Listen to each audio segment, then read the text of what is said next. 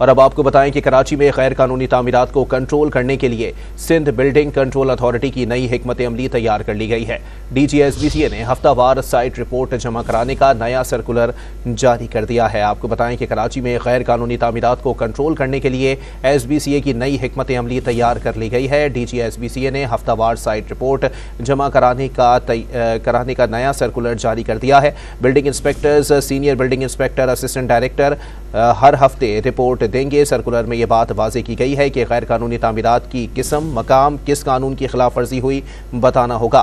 तामीरात के खिलाफ कितनी कार्रवाइयाँ की गई हैं, ऑपरेशन कहाँ करना है, रिपोर्ट में यह बात वाज़ेह करना होगी। मजीद जानते हैं डॉन न्यूज़ के नुमाइंदे इमरान अहद खान से। इमरान, बताइएगा कराची में गैर कानूनी तामीरात पर काबू पाने के लिए SBCA ने क्या हिकमत अमली वज़ा की है?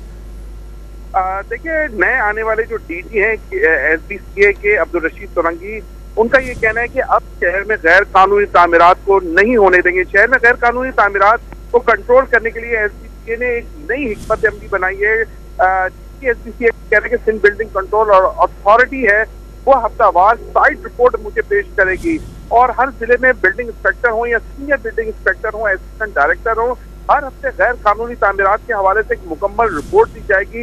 इसके हवाले से एक सर्कुलर भी DG जो है DG SBCA है अब्दुल रशीद सोलंकी, उनकी जानिब से जारी कर दिया गया है। गैर कानूनी तामीरात किसी भी मुल्क में होगी, किसी भी किस्म की तामीर होगी, इसके खिलाफ वर्जी करने वाले जो अफसरान होंगे उनके खिलाफ सख्त कार्रवाई की जाएगी।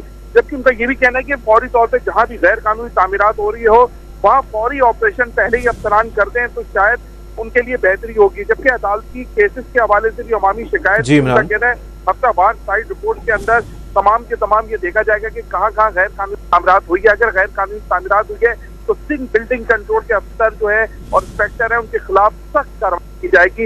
ये DG SBCA अब्दुल रशीद सोलंकी का कहना है। जी, बहुत शुक्रिया इमरान अहद खान अपडेट करने के लिए।